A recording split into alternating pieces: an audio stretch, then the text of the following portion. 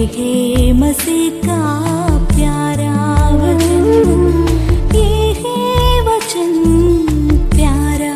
परमेश्वर के धन्य नाम की महिमा हो। प्रभात मनन के सत्र 2470 में आप सभी का बड़े प्रेम के साथ स्वागत करता हूं। आइए आज के मनन के लिए हम पढ़ते हैं पत्रस की दूसरी पत्री, पहला अध्याय, उसकी 16वीं पद। क्योंकि जब हमने तुम्हें अपने प्रभु यीशु मसीह की सामर्थ्य का और आगमन का समाचार दिया था, तो वह चतुराई से गढ़ी हुई कहानियों का अनुकरण नहीं था, वरन हमने आप ही उसके प्रताप को देखा था। पत्रस की इस दूसरी पत्री के महत्व के बारे में बीते मनन में मैं आपको बताया था। विशेषकर इस पत्री उन दिनों में कलीसियाओं के अंदर फैल रही झूठी शिक्षाओं एवं उसे फैलाने वाले झूठे शिक्षकों के बारे में विश्वासियों को अवगत कराने का उद्देश्य से लिखी गई थी। उन दिनों के रोम साम्राज्य ऐसे लोगों से जो यूनानी एवं रोमी साहित्यों से प्रभावित कई मनगढ़ित कहानियों पर विश्वास करने वालों से भरे हुए थे। यूनानी भाषा साहित्यों से समृद्ध एक भाषा थी, वैसे ही रोमी लतीन भाषा भी। इतिहास पढ़ने वाले लोग अवश्य कई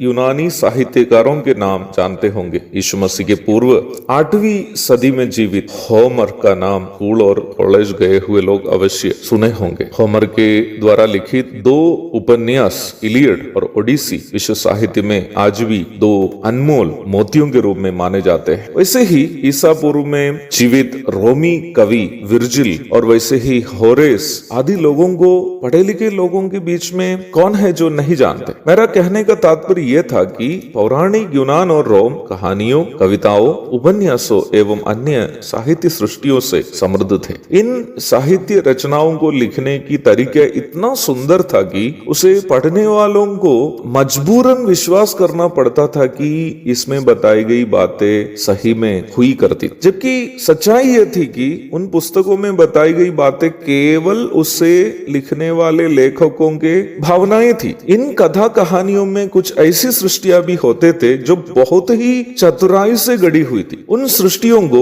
उसे पढ़ने वाले लोग निश्चित ही विश्वास करने में मजबूर हो जाएंगे कि इसमें लिखी गई बातें सच है, क्योंकि उन कहानियां कोई सच्ची घटना से या जीवित रहे कोई विख्यात हस्ती के जीवन से प्रेरित होकर बनाई हुई होगी। उदाहरण के लिए हमारे भारत के वर्तमान कालीन प्रधानमंत्री श्री नरेंद्र मोदी जी के बारे में मान लो 100 या 200 साल के बाद कोई किताब लिख रहा है। ये बात सच है कि मोदी एक इतिहास पुरुष है, क्योंकि वह भारत के प्रधानमंत्री रह चुके हैं। उनके जीवन काल में उनके द्वारा किए हुए कई कामों को भी इस पुस्तक में लिखे जाते हैं। परंतु दुर्घटना यहाँ होगी कि मोदी नामक इतिहास पुरुष के जीवन से कई सच्ची घटनाएं लिखने के साथ साथ पुस्तक लिखने वाला व्यक्ति अपने मन मस्तिष्क से कुछ बातें भी इसके साथ जोड़ दे। जैसे कि मोदी जी ने हिमालय पर्वत का एक हिस्सा अपने दाहिने हाथ में उठाकर ले गया था, नहीं तो गंगा नदी के पानी को पीकर उन्होंने खत्म किया था, नहीं तो जंगल की आग को उन्होंने थूक कर बुझा दिया था, आदि आदि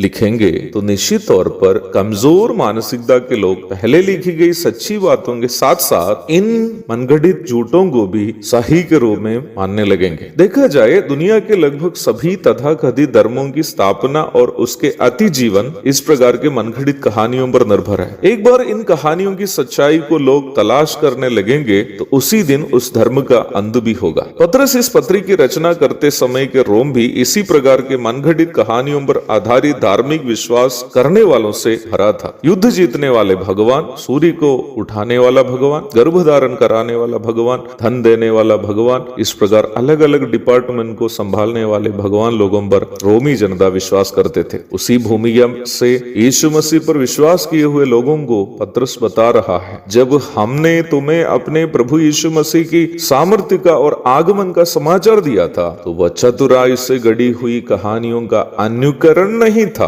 पर हमने आप ही उसके प्रताप को देखा था, अर्थात हम अपनी आंखों से उसके प्रताप को देखा था। पत्रस का प्रस्ताव कितना हद तक सही है? क्या वो भी अन्य साहित्यकारों के समान मनगढ़ित बातें तो नहीं कह रहा है? प्रभु दया करे, इस विषय पर हम अपने अगले मननों में अवश्य चर्चा करेंगे। तब तक के लिए आपसे विदा हो जाता हूँ। प्रभु आप सबको आशीष दे। आमीन।